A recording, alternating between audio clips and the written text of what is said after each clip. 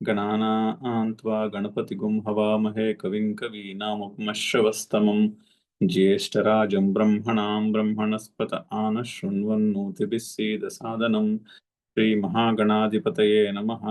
सदाशिवसमारम्भां शङ्कराचार्यमध्यमाम् अस्मदाचार्यपर्यन्तां वन्दे गुरुपरम्पराम्। श्रुतिस्मृतिपुराणानाम् आलयं करुणालयं नमामि भगवत्पादशङ्करं लोकशङ्करं। नारायणं नमस्कृत्य नरं चैव नरोत्तमं देवीं सरस्वतीं व्यासं ततो जयमुदीरयेत्। जय गुरुदेव।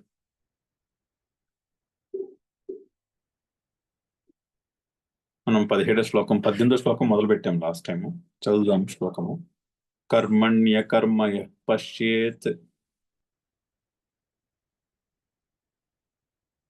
అకర్మణి చ కర్మయః అకర్ణి చ కర్మణిః అకర్మణి చ కర్మయః అకర్మయః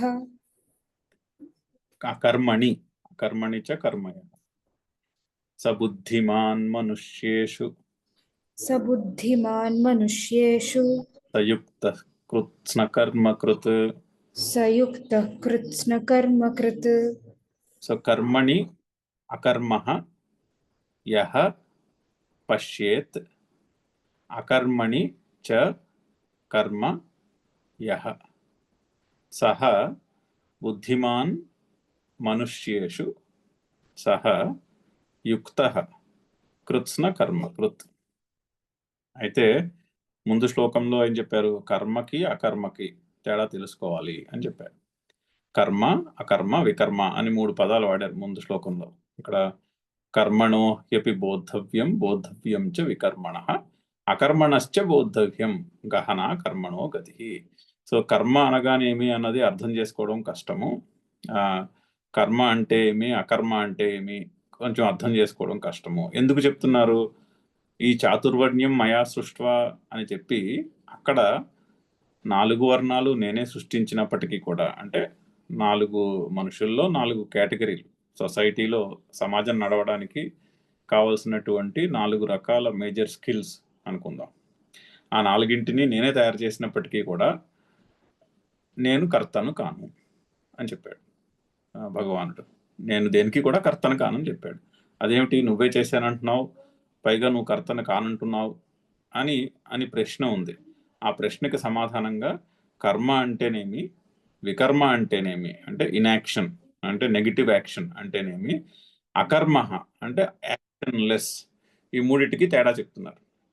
యాక్షన్కి, ఇన్యాక్షన్కి ఆర్ నెగిటివ్ యాక్షన్కి ప్లస్ యాక్షన్ లెస్నెస్కి 3టికి కూడా తేడా చెప్తున్నారు. ఈ 3 తెలుసుకోవాల్సి ఉంది అని చిన్న ఫైనర్ డిస్టింక్షన్. మనం మామూలుగా ఏమనుకుంటాము? అకర్మ అంటే పనులు మానేసో మూల కూర్చోవడం అనుకుంటాం.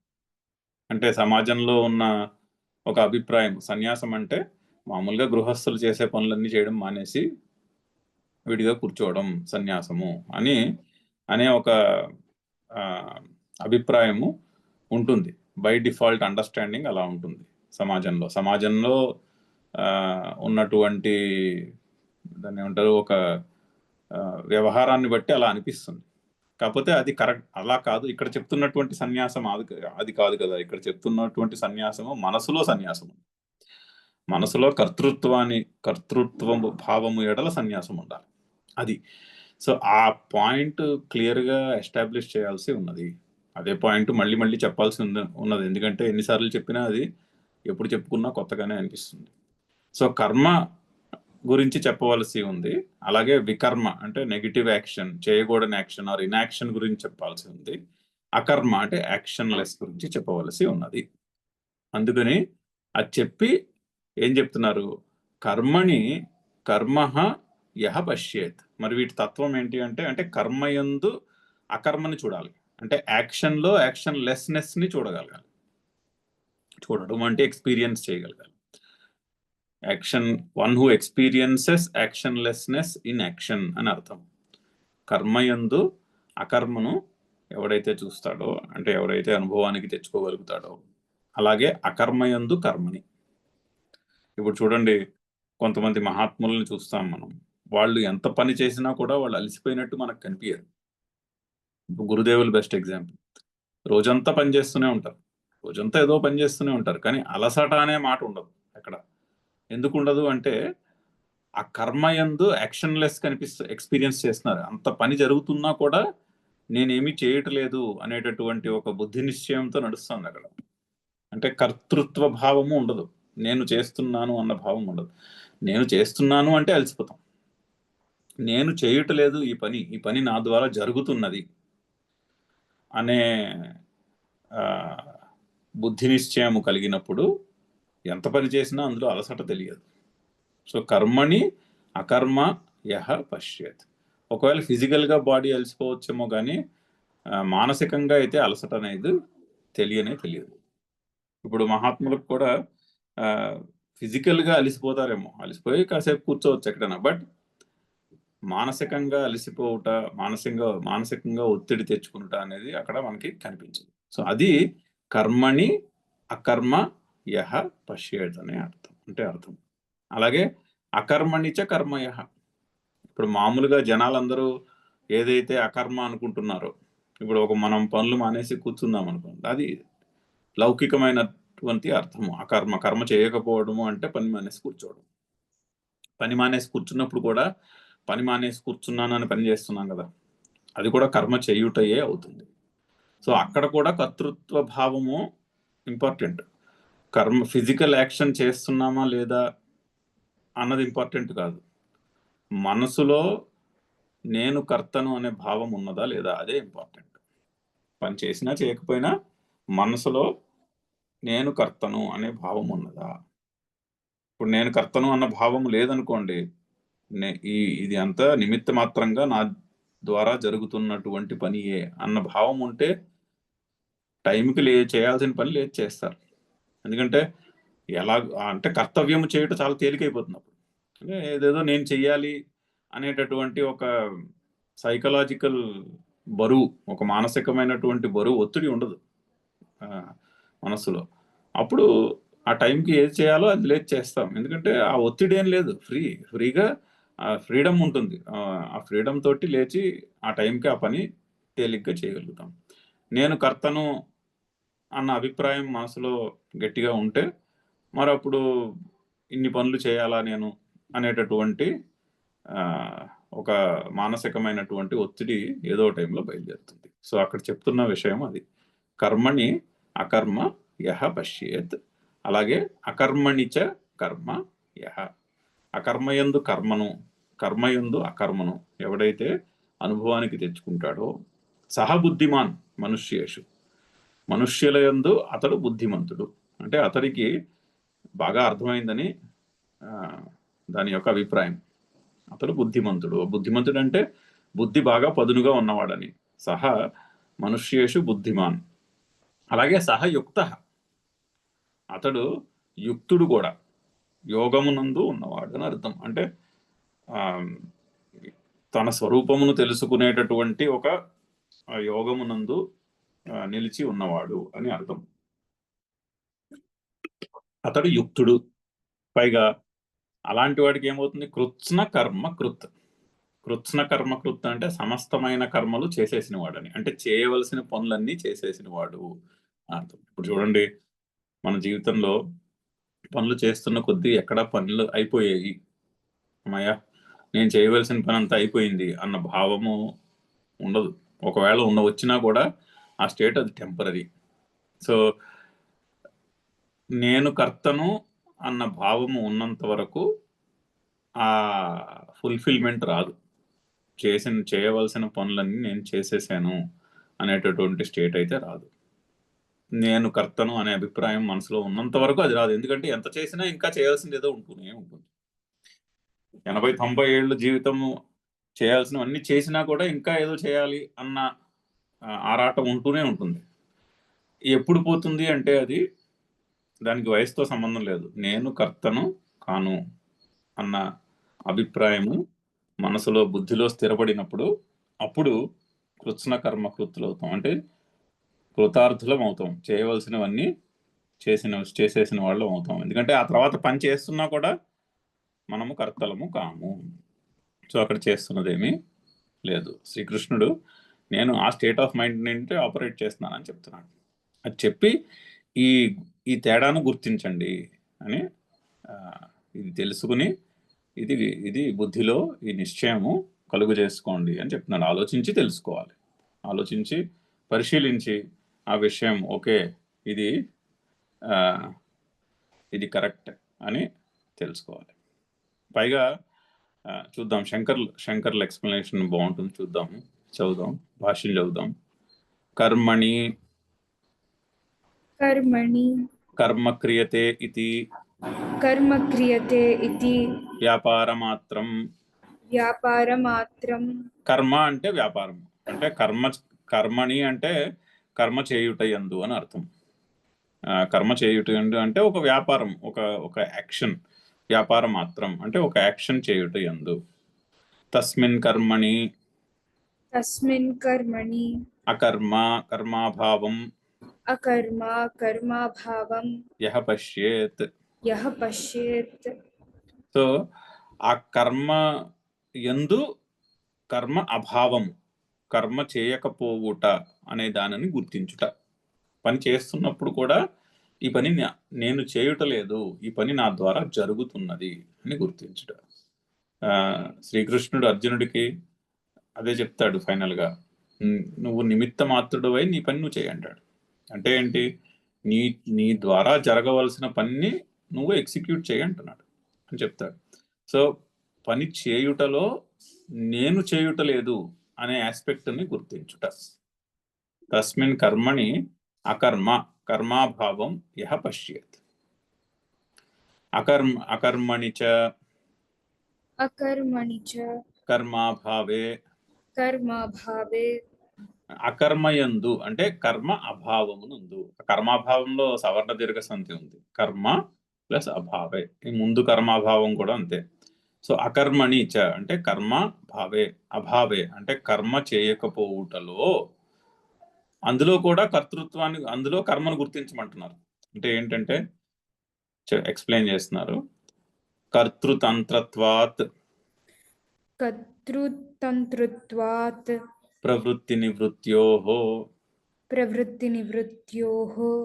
సో ప్రవృత్తి అంటే ఎక్స్టర్నల్ యాక్షన్, నివృత్తి అంటే ఎక్స్టర్నల్ యాక్షన్ ఆపేసి, పనులు ఆపేసి కూర్చుంటారు. సో ప్రవృత్తి మార్గము నివృత్తి మార్గము అంటారు. నివృత్తి మార్గం అంటే సన్యాసము, ప్రవృత్తి మార్గం అంటే సంసారంలో పనుల్లో బిజీగా ఉంటుంటారు. సో ప్రవృత్తి నివృత్తులలో ఏమిటి ఇంపార్టెంట్? కర్తృత్వం ఇంపార్టెంట్. కర్తృతంత్రత్వాత్ అంటే కర్తృత్వమును బట్టి కర్మ చేయుట, కర్మ చేయకపోవుట అనేది వస్తుంది, కానీ ఫిజికల్గా యాక్షన్ కర్మ నడుస్తుందా లేదా దాన్ని బట్టి కాదు. ఫిజికల్గా కర్మ చేయుట చేయకపోవుటలో అకర్మ ఉండదు. కానీ దేనివల్ల వస్తుంది? కర్తృత్వము వల్ల వస్తుంది. ఇప్పుడు సూర్యుడు రోజు పొద్దున్నే లేచి ఉదయిస్తాడు. నిత్యము కూడా ప్రపంచంలో ఏదో ఒక పార్ట్లో సూర్యకాంతిని అందజేస్తూ ఉంటాడు. ఆయన ఏమన్నా చెప్తున్నాడా నేను రోజు మీ అందరికీ పని చేస్తున్నానని? లేదుగా. చెట్టు కార్బన్ డైఆక్సైడ్ పీల్చి ఆక్సిజన్ని మనకు అందిస్తూ ఉంటుంది, కానీ చెట్టు మనకి చెప్తోంది ఏంటి, నేను ఎంత పని చేస్తున్నానని. 24/7 ఆ పని చేస్తూ ఉంటుంది, చెప్పదుగా. ఇంట్లో మామిడి చెట్టు ఉందనుకోండి, కొన్ని సంవత్సరాల పాటు మామిడి పళ్ళు ఇస్తుంది. ఎప్పుడైనా చెప్తుందా నేను మామిడి పళ్ళు ఇస్తున్నానని? కొన్ని వేల లక్షల పళ్ళు ఇస్తుంది ఒక చెట్టు. ఎప్పుడైనా చెప్తుందా ఆ చెట్టు నేను ఇన్ని లక్షల పళ్ళు ఇచ్చానని? చెప్పదుగా. మనిషి ఒక్కడే చెప్తాడు అలాగా, నేను ఎంత పని చేశానని. ఎందుకు చెప్తాడంటే మనిషికి కర్తృత్వ భావం ఉంటుంది న్యాచురల్గా.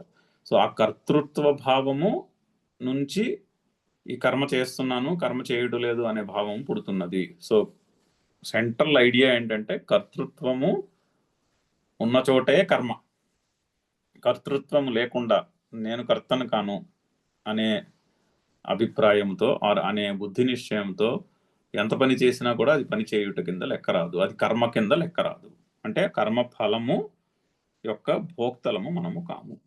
అది మంచి అయినా చెడు ఫలమైనా ఆ ఫలము యొక్క భోక్తలము మనము కాము, ఎందుకంటే కర్తలము మనం కాము కాబట్టి.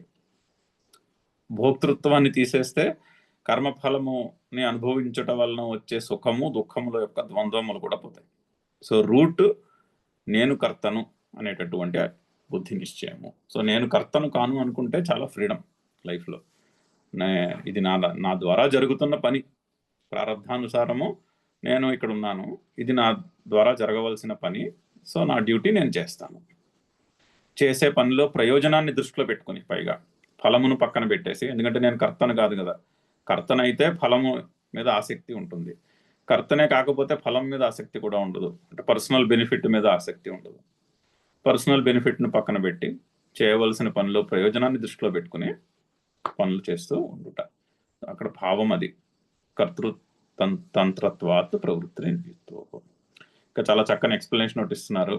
వస్తు అప్రాప్యైవ హి వస్తు అప్రాప్యైవతి సర్వ ఏవ సర్వ ఏవ క్రియాకారకాది వ్యవహారః క్రియాకారకాది వ్యవహారః అవిద్యా భూమౌ ఏవ అవిద్యాభమావేవ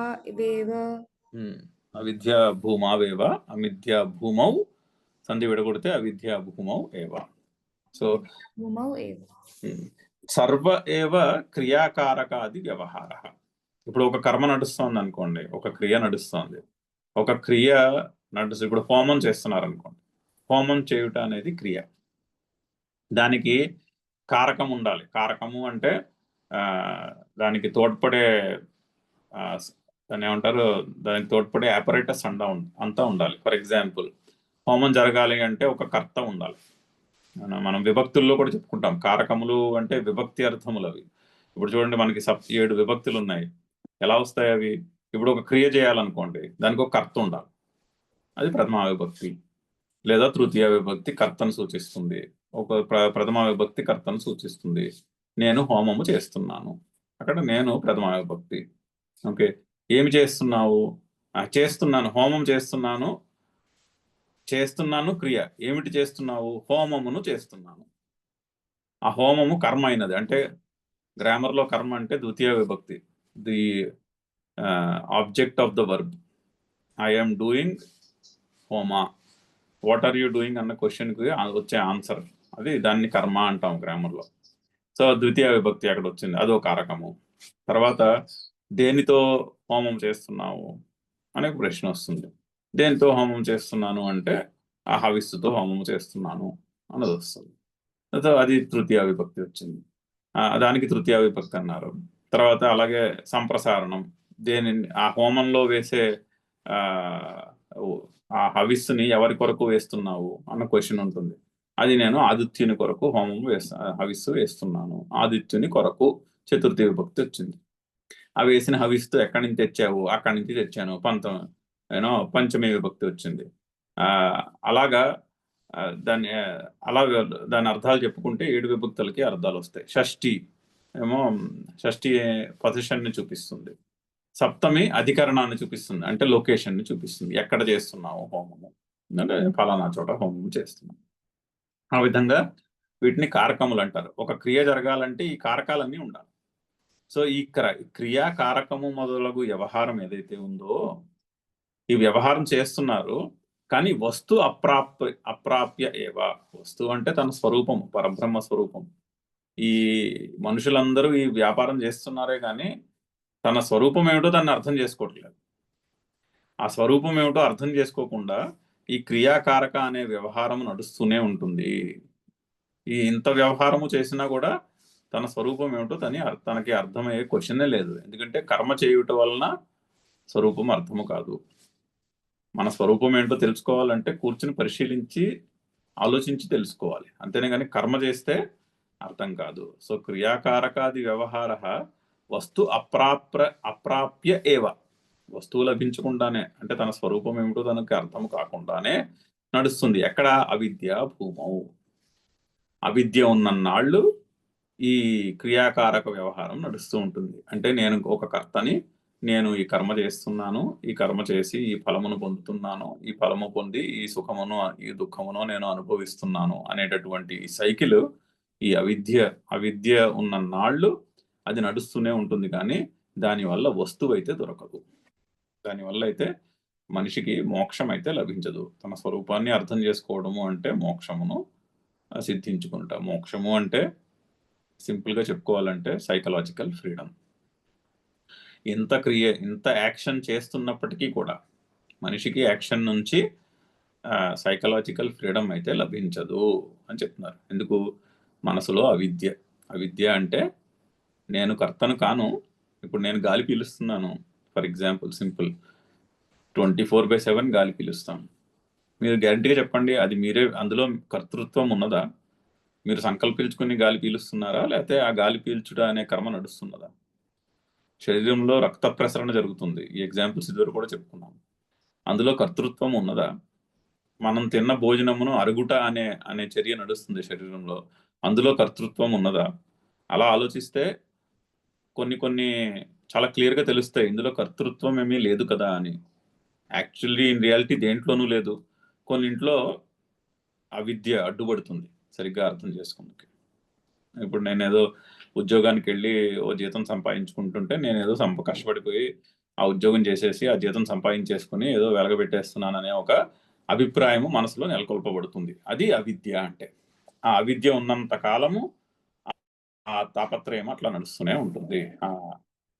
కానీ permanent relief, permanent psychological freedom, permanent happiness అనేది అందులో నిలవద్దు, అందులో దొరకదు కదా అని ఎక్స్ప్లెయిన్ చేస్తున్నారు. ఇదంతా ఎందుకు వచ్చింది అంటే కర్తృతంతృత్వాత్ ప్రవృత్తి నివృత్తియో.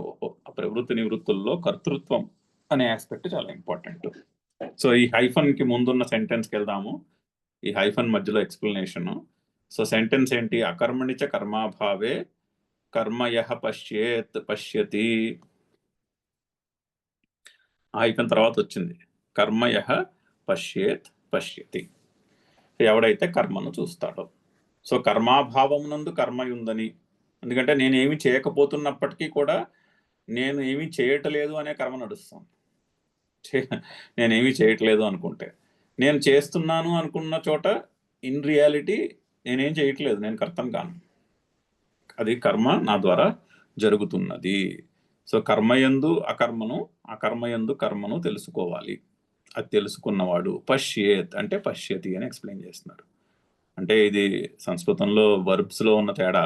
పశ్యేత్ అంటే విధిలింగ్ అంటాం, అంటే విధి చెప్తున్నది. ఇప్పుడు హోమం చేయాలనుకోండి, హోమము చేయవలెను అని వేదం చెప్తుంది, అది విధిలింగ్లో చెప్తుంది. యజేత అని చెప్తుంది. యజేత అంటే అది విధి అంటే విధివాక్యం అనమాట, అంటే గ్యారంటీగా చేసి తీరాలి. కానీ ఈయన పశ్యేత్ అన్నది, శ్రీకృష్ణుడు శ్లోకంలో పశ్యేత్ అన్న వాడినా కూడా దాన్ని మనము ప్రెజెంట్ టెన్స్లోకి మార్చుకోవాలి అంటున్నారు. ఎందుకంటే తెలుసుకున్నటలో విధించలేరు మీరు, నువ్వు తెలుసుకునే తీరాలి అని విధించలేరు. ఎందుకంటే తెలుసుకోవడం అనేది బుద్ధికి సంబంధించిన విషయం. మీరు తెలుసుకోవాలని విధించేస్తే అవతల మనిషి తెలుసుకుంటాడని ఏమీ లేదు.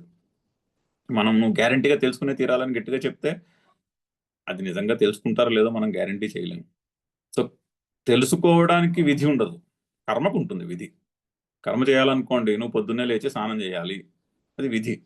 స్నానం చేసియే తీరాలి, అది విధి. సో కర్మకి విధి ఉంటుంది, కానీ తెలుసుకోవడానికి, జ్ఞానానికి విధి ఉండదు అని చెప్పడానికని శంకర్లు ఆ వర్బ్ని విధి టెన్స్ నుంచి ప్రజెంట్ టెన్స్లోకి మార్చి అర్థం చెప్పారు. సో కర్మయందు ఎవడైతే అకర్మను చూడగలుగుతాడో, అలాగే అకర్మయందు ఎవడైతే కర్మను చూడగలుగుతాడో అని అర్థం. చూడగలుగుతాడో అతడు సహ బుద్ధిమాన్ మనుష్యేషు సహయుక్తః యోగి.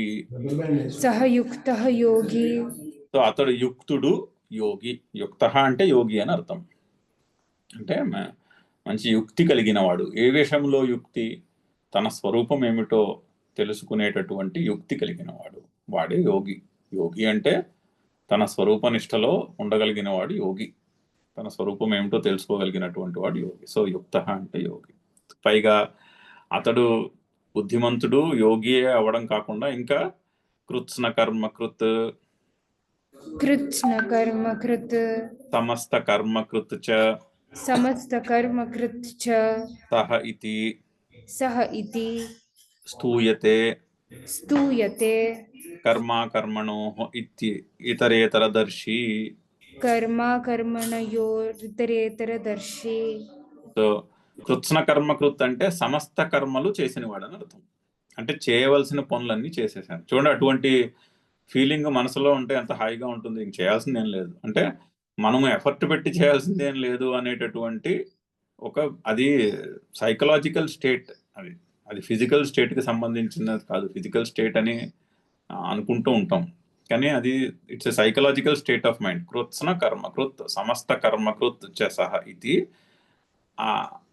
ఎవరైతే కర్మాకర్మలకు విచక్షణాన్ని తెలుసుకుంటారో వాళ్ళు సమస్త కర్మలు చేసిన వారు అవుతారని వాళ్ళని స్తుతిస్తున్నాడు. ఇది స్తూయతే. దేన్ని? కర్మాకర్మణ, కర్మాకర్మలకు ఇతరేతర దర్శి, రెండిటికి తేడాని, రెండిటికి మధ్య విచక్షణాన్ని తెలుసుకోగలిగిన వాడు అని అర్థం. అయితే ఇక్కడ మనకి సెకండ్ చాప్టర్లో 1-2 చోట్ల ఇటువంటి భాష్యం యొక్క ఒక ఇన్డెప్త్ డిస్కషన్ వచ్చింది.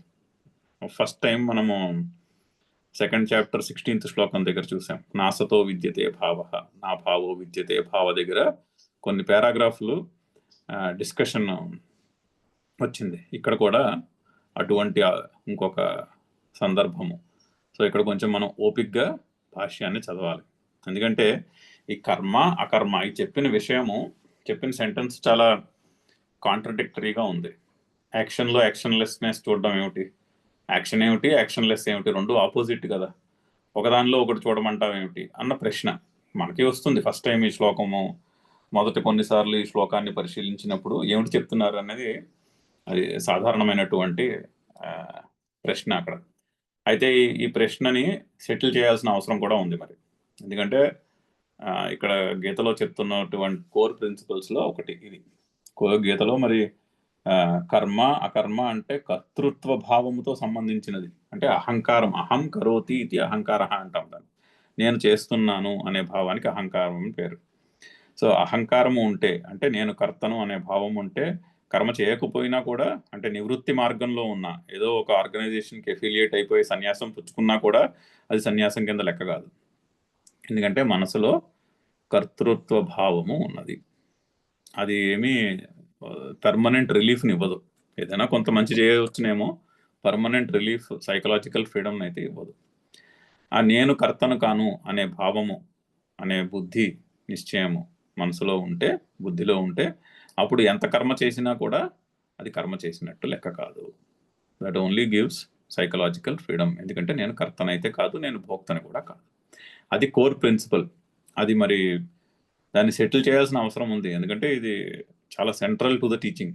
సో అందుకని ఇక్కడ వివిధ దర్శనాలు, అంటే వివిధ ఫిలాసాఫికల్ స్కూల్స్ వాళ్ళు, నైయాయికులు ఒకలా చెప్తారు, సాంఖ్యులు ఒకలా చెప్తారు, వేదాంతులు ఒకలా చెప్తారు. సో దాని యొక్క ఆ డిబేట్ని సెటిల్ చేయాల్సిన అవసరం ఉంది. సో ఇక్కడ ఏకంగా 6-7 పారాగ్రాఫులు డిబేట్ ఉంది. ఇక్కడ కొంచెం ఓపిక్గా మనము చదవాలి. చదువుదాము. నను కిమిదం విరుద్ధముచ్యతే కర్మణి అకర్మయః పశ్యేతితి. కర్మణి అకర్మణ్యః పశ్చేత్ ఇతి. అంటే సంస్కృతంలో ఆర్గ్యుమెంటేటివ్ రైటింగ్ ఉంటుంది భాష్యాల్లో. అంటే ఒకళ్ళు చెప్పిన సిద్ధాంతాన్ని ఇంకొకళ్ళు ఒప్పుకోకపోవచ్చు. ఇప్పుడు ఇది అద్వైత పరంగా చెప్తున్నటువంటి సిద్ధాంతం శంకర్లది. ద్వైతులు దీన్ని ఒప్పుకోరు. సో అద్వైతము ఆచార్యుడు చెప్పిన సిద్ధాంతాన్ని రాసి, అప్పుడు ద్వైతులు చెప్పినటువంటి అపోజిషన్ ఎవరైతే అతను ఏ స్కూల్ వాళ్ళు అయితే ఆ స్కూల్ వాళ్ళు వాళ్ళ పాయింట్ ఆఫ్ వ్యూని కూడా రాసి, అంటే సిద్ధాంతమునకు అపోజిషన్, అంటే ఒక డిబేట్ని డాక్యుమెంట్ చేసినట్టు ఆ సిద్ధాంతానికి అపోజిషన్ చెప్పి ఆ అపోజింగ్ పాయింట్ని మళ్ళీ కౌంటర్ పాయింట్తో రెఫ్యూట్ చేయాలి. అది ఇక్కడ జరుగుతున్నటువంటి ప్రక్రియ. ఈ నను అన్నది సంస్కృతంలో అటువంటి ప్రక్రియ మొదలవుతోంది అని ఇండికేట్ చేయడానికి అనమాట. నను తర్వాత సాధారణంగా నను అని ఎక్కడొస్తుందో, నను నుంచి తర్వాత వచ్చిన వాక్యము 1-2 వాక్యాలు డిబేట్లో కౌంటర్ అపోనెంట్ చెప్పినటువంటి వాక్యము. సో ఇక్కడ శంకర్లు చెప్పిన మాటని అవతల వాళ్ళు రెఫ్యూట్ చేస్తున్నారని ఆయన అవతల వాళ్ళ యొక్క వ్యూ పాయింట్ని రాస్తున్నారు. ఏమంటున్నారు? కిమిదం విరుద్ధం ఉచ్యతే కర్మణి అకర్మ యః. ఏమిటి ఇలా విరుద్ధంగా చెప్తున్నారు మీరు? భగవంతుడు ఇలా విరుద్ధమైన మాటలు చెప్తున్నాడు. ఏమిటి? కర్మయందు అంటున్నాడు, అకర్మ అంటున్నాడు. అది ఎలా సాధ్యము? అకర్మణిచ కర్మ ఇతి, అది ఎలా సాధ్యము? అకర్మ అంటే కర్మ యొక్క అభావము, కర్మ లేకపోవుట. కర్మ లేకపోవటంలో కర్మను చూడంటున్నాడు. ఏమిటి? అలా ఎలా చెప్తున్నాడు భగవంతుడు అని ప్రశ్న. ఆ ప్రశ్ననే ఇంకొంచెం క్లారిఫై చేస్తున్నారు. నహి కర్మ అకర్మ స్యాత్, అలాగే అకర్మ వా కర్మ, అకర్మ వా కర్మ. అకర్మ వా కర్మ. సో కర్మ అకర్మ కాలేదు, అకర్మ కర్మ కాలేదు కదా, అంతే కదా. అసలు మామూలుగా లిటరల్ గా ఆలోచిస్తే అదే కరెక్ట్. కర్మ అకర్మ ఎలా అవుతుంది? అలాగే అకర్మ కర్మ ఎలా అవుతుంది? అవ్వదు కదా. తత్ర విరుద్ధం కథం పశ్యేత్ ద్రష్ట. తత్ర విరుద్ధం కథం పశ్యేత్ ద్రష్ట. సో అక్కడ ఈ ఈ ద్రష్ట చూస్తున్నవాడు, నువ్వేమో కర్మలో అకర్మను చూడని చెప్తున్నాడు శ్రీకృష్ణుడు. అలా ఎలా చెప్తున్నాడు? అలా విరుద్ధంగా ఎలా తెలుసుకుంటాము? కర్మలో కర్మాభావాన్ని ఎలా తెలుసుకుంటారు అసలు అని కౌంటర్ ప్రశ్న. ఆ ప్రశ్నకి సమాధానం చెప్తున్నారు శంకర్లు ఈ నను దగ్గర నుంచి. ఈ నను వస్తే పార్టీ మారిందని అర్థం. ఒక్కోసారి నాతో కూడా వస్తుంది. నను కానీ నా కానీ వచ్చినప్పుడు అపోనెంట్ వ్యూ పాయింట్, అవతల వాళ్ళు వ్యూ పాయింట్ వస్తుందని అర్థం. కౌంటర్ పాయింట్లు వస్తున్నాయని అర్థం. కొంచెం జాగ్రత్తగా పరిశీలిస్తే తెలుస్తుంది అది. నను అకర్మైవ పరమార్థతః అకర్మైవ పరమార్థతః సత్కర్మవత్ అవభాసతే తత్కర్మవత్ అవభాసతే మూఢదృష్టేః లోకస్య. మూఢదృష్టేః లోకస్య. సో శంకర్లు ఏమంటున్నారంటే అలా కాదు, అకర్మ ఏవ పరమార్థతః సత్ కర్మవత్ అవభాసతే. ఎవరికి? మూఢదృష్టేః లోకస్య. అంటే మూఢదృష్టి ఉన్నవాడికి, అంటే అజ్ఞానము ఉన్నవాడికి, అవిద్య భూమని ముందుకు చెప్పారు కదా, అవిద్య ఉన్నవాడికి, అంటే నేను కర్తను అనే బుద్ధి నిశ్చయమే అవిద్య, అదే మూఢదృష్టి. ఆ మూఢదృష్టి ఉన్నవాడికి అకర్మయే కర్మ కింద భాషిస్తూ ఉంటుంది. చూడండి, గాలి వీస్తోంది, అందులో కర్మ ఉందా? లేదు. నేను గాలి పీలుస్తున్నాను, అందులో కర్తృత్వం ఉందా? లేదు. కానీ నేను గాలి పీలుస్తున్నాను అనే భావం ఉంటుంది. గుర్తొచ్చినప్పుడల్లా అనిపిస్తున్నా నేను గాలి పీలుస్తున్నాను. మనం గాలి పీల్చట్లేదు, గాలి పీల్చడం అనే ప్రక్రియ నడుస్తోంది. అది దాని ఏమంటారు, దాని రొటీన్లో అది నడుస్తోంది. సో అందుకని అకర్మ ఏవ పరమార్థతః సత్ కర్మవత్ అవభాసతే. ఫుడ్ అరగడం బెస్ట్ ఎగ్జాంపుల్. మనం తింటాము, అరిగించుకోవడంలో మనం చేసే పని ఉంది. ఇంకా ఇంకొన్ని, ఇప్పుడు నేను అన్నం వండుతున్నాను అనుకోండి, పొయ్యి మీద పెట్టాను, నేను వండట్లేదు కదా, అక్కడ అగ్ని అన్నాన్ని వండుతోంది, కానీ ఏమంటాం? నేను వండాను అంటాం. అలాగా సో సత్ కర్మవత్ అవభాసతే. సో అలా జాగ్రత్తగా పరిశీలిస్తే నిజంగా మనం చేస్తున్న పనుల్లో కూడా కర్తృత్వము యాక్చువల్లీ అకర్మయే, యాక్చువల్లీ కర్తృత్వం లేదు. కర్తృత్వము ఉందని మనము దాన్ని బలవంతంగా కర్తృత్వాన్ని ఆపాదించుకుని కూర్చుంటాము అని చెప్తున్నారు. సో అకర్మ ఏవ పరమార్థతః సత్కర్మవత్ అవభాసతే మూఢదృష్టేః లోకస్య. ఎవరికి? సరిగా అర్థం కాని వాడికి అలాగే కనిపిస్తుంది. లౌకికులు సాధారణంగా అలాగనే ఉంటారు అంటున్నారు. తథా కర్మైవ అకర్మవత్, అదే విధముగా కర్మ అకర్మ వలె కనిపిస్తుంది. ఎవరికి? లౌకికునికి, అంటే ఈ విచక్షణ జ్ఞానము లేని వాడికి. అయితే ఏం చేయాలి? తత్ర యథాభూత దర్శనార్థమాహ భగవాన్. సో యథాభూత దర్శనార్థం, ఏది ఏదో విడిగా తేల్చి చెప్పడానికి భగవంతుడు ఈ విధంగా చెప్తున్నాడు. మనుషులకి కన్ఫ్యూజన్ ఉంటుంది. కర్తృత్వం ఉండకూడదు, కానీ కర్తృత్వాన్ని మనసులో పెట్టుకుని కూర్చుంటారు. సో అందుకని ఆ కర్మ వలె భాషిస్తూ ఉంటుంది. ఇన్ రియాలిటీ కర్తృత్వం లేదు అని తేల్చి చెప్పడానికి యథాభూత దర్శనార్థం భగవాన్ ఆహ ఏమని చెప్పాడు? ఆ శ్లోకం చెప్తున్నారు. కర్మణ్యః కర్మ పశ్యేత్ ఇత్యాది. అతః న విరుద్ధం. సో అందుకని ఆ ముందు చెప్పిన కౌంటర్ పాయింట్ ను రిఫ్యూట్ చేస్తున్నారు. కౌంటర్ పాయింట్ ఏంటి? ఇదేదో విరుద్ధంగా చెప్తున్నారు అంటే, లేదు, విరుద్ధంగా ఏం చెప్పట్లేదు.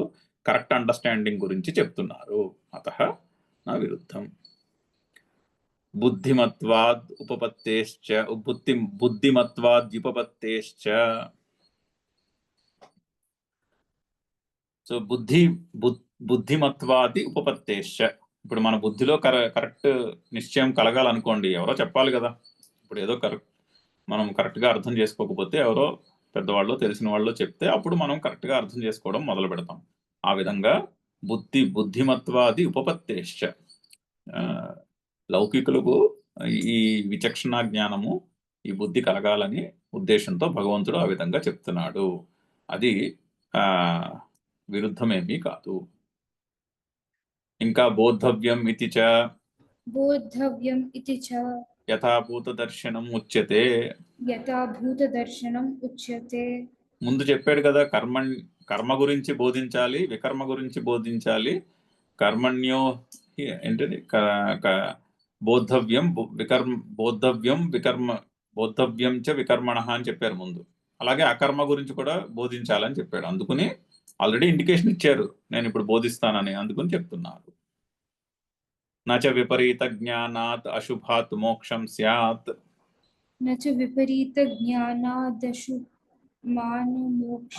అశుభాత్ మోక్షణం స్యాత్.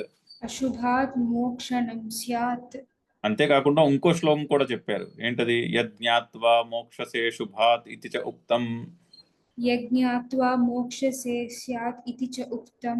సో యజ్ఞాత్వా మోక్షసే శుభాత్, అశుభాత్ అని దీనికి ఇంట్రడక్టరీ శ్లోకంలో చెప్పే ఉన్నాడు. కర్మ అకర్మలకు విచక్షణ జ్ఞానం తెలుసుకున్నవాడు అశుభము నుంచి విముక్తుడవుతాడు. అశుభము అంటే సంసారం నుంచి విముక్తుడవుతాడు. అందుకుని క్లారిటీ గురించి చెప్తున్నారు. అంతేనే కానీ విపరీత జ్ఞానాత్ అశుభాత్ మోక్షణం. విపరీత జ్ఞానం చెప్పుటలో అశుభము నుంచి మోక్షము కలగదుగా. సంసారము నుంచి మోక్షము విపరీతమైనవి అంటే అపోజింగ్ వ్యూ పాయింట్స్ చెప్పడంలో సీమింగ్లీ ఆపోజిట్ మాటల్ని కాంట్రడిక్టరీ స్టేట్మెంట్. అది కాంట్రడిక్టరీ స్టేట్మెంట్స్ చెప్పడం వల్ల సంసారం నుంచి విముక్తి కలగదు కదా. సో భగవానుడు అందుకుని సరిగ్గా తెలుసుకునే అందరూ సరిగ్గా తెలుసుకోవాలనే ఉద్దేశంతో ఇది చెప్తున్నాడు. తస్మాత్ కర్మాకర్మణి విపర్యయేణ గృహీతే ప్రాణిభిః. ప్రాణిభిః అంటే కర్మాకర్మణి విపర్యయేణ గృహీతే. కర్మాకర్మణి ద్వివచనం. ఆ కర్మ అకర్మలను ప్రాణిభిః మనుషుల చేత విపర్యయేణ గృహీతే నార్మల్గా ఆపోజిట్గా అర్థం చేసుకుంటారు. కర్తృత్వము ఉండకూడని చోట నేను కర్తను అని మనసులో పెట్టు కూర్చుంటారు. దానికి విపరీతంగా అర్థం చేసుకుంటారు. తద్విపర్యయ గ్రహణ నివృత్త్యర్థం భగవతో వచనం. తద్విపర్యయ గ్రహణ నివృత్త్యర్థం భగవతో వచనం. కర్మణ్య కర్మయః ఇత్యాది. సో ఆ విపర్యయమును తొలగించుటకు అంటే ఆ విపరీతముగా అర్థం చేసుకోవడం అంటే సంస్కృతంలో విపరీతం అంటే కాంట్రడిక్టరీగా తెలుసుకోవడం, ఆపోజిట్గా తెలుసుకోవడం నివృత్తి కొరకు, దాని యొక్క నివృత్తి కొరకు భగవంతుడు ఈ శ్లోకాన్ని చెప్తున్నారు అని శంకర్లు ఆ పాయింట్ ని క్లారిఫై చేస్తున్నారు. ఇక్కడతో ఆపి ఇంకొక పాయింట్ ఉంది అక్కడ ఈ పారాగ్రాఫ్ లోనే, అది మనము మండే నాడు కంటిన్యూ చేద్దాం. శ్లోకం చదువుదాం ఒకసారి. కర్మణ్య కర్మయః పశ్యేత్ అకర్మణి చ కర్మయః సబుద్ధిమాన్ మనుష్యేషు సయుక్తః కృత్స్న కర్మకృత్. ఓం పూర్ణమదః పూర్ణమిదం పూర్ణాత్ పూర్ణముదచ్యతే పూర్ణస్య పూర్ణమాదాయ పూర్ణమేవావశిష్యతే. ఓం శాంతి శాంతి శాంతి. హరి ఓం.